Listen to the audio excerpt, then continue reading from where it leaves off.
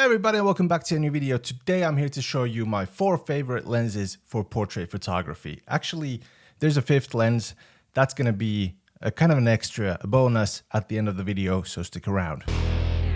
So first of all, right here I got the 23mm f1.4, and this is a Viltrox lens. You can use any 23mm for portraits, but this is a good lens. It gives you a wider, focal length for taking portraits. It shows a little bit of the background more than usually some tighter and narrower focal lengths. And this is good for that. This is a great lens to take, YouTube thumbnails that I like to do. And for example, just street photography too, taking photos of people there. And, and it's a great portrait lens. You can get really creative with it. I've seen people use it at nighttime, using neon lights, everything like that. So it's a great lens. Now, I said in my videos that the 23mm is a kind of an oddball to me because I have never really gotten used to it, but I still like to use it. So it is a great lens. Next off is the 33mm.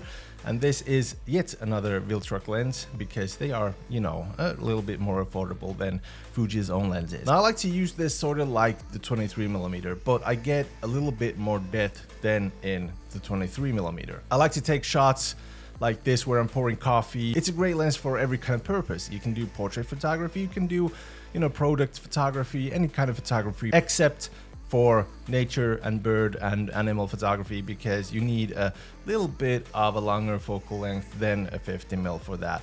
But all in all, it's a great lens. I like to use it a lot. Now the next lens that I like to use even more than the 33mm is the 50mm f1.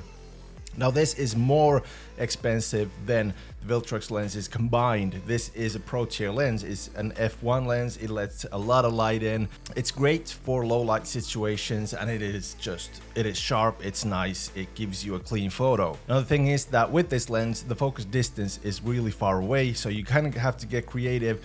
And I like to take a lot of thumbnail shots with this because it gives you a wider shot. It has to give you a wider shot. You have to think wider when you take a photo with this because you can't get that close like with the 56mm. And that comes to the next lens, which is the 56mm. The 56mm is a great portrait lens. It is the best of these lenses. I love it to death. It is my favorite lens of all time. I did a video where I compared the 50 and the 56, and I said that I would sell one of them, but I never did because I just love them both so much. They mean a lot to me. But the 56mm is a great lens when you're shooting between things and further away when you're doing street photography or taking portraits like you can see in these sample photos that I've been taking. And it's just a great overall lens. Now, do I use this for, let's say, YouTube thumbnails? No, not that much, because I like to use this mainly for portraits and, product photography and everything like that. So it's for that, but it is great. The focusing distance is great. You get this really shallow depth of field, really nice bokeh. It is a great lens for portrait photography. Now, last but not least, let's go to the bonus lens. This is a lens that can do all of these 4 that you saw. It is the Tamron 1770, but it has its cons like it has its pros.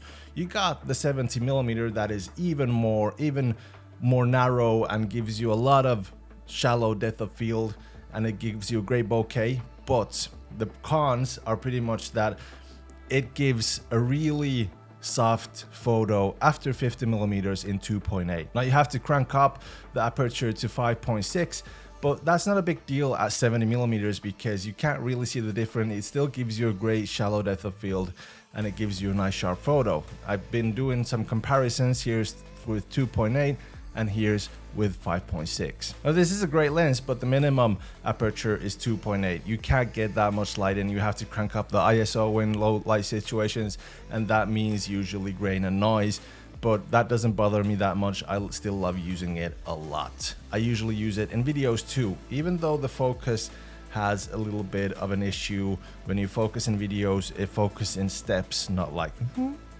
it should. It goes like but this is a great lens. If you want to save money a lot, don't buy these, just buy this. But yeah, that's the end of the video. Hope you liked it. If you did, remember to like, subscribe, hit the bell icon, and I'll be seeing you in the next one. Now the first lens that I got here is the 23 mil. Now the first lens. I think I'm trying to talk too fast, but isn't that the point of these videos? Try to talk fast, try to get to the point, and try to keep people interested. That's what it's about. That's what it's about. Just talk fast. Talk fast even though your tongue can't keep up with you. Actually kept up with me quite good right back then, but okay.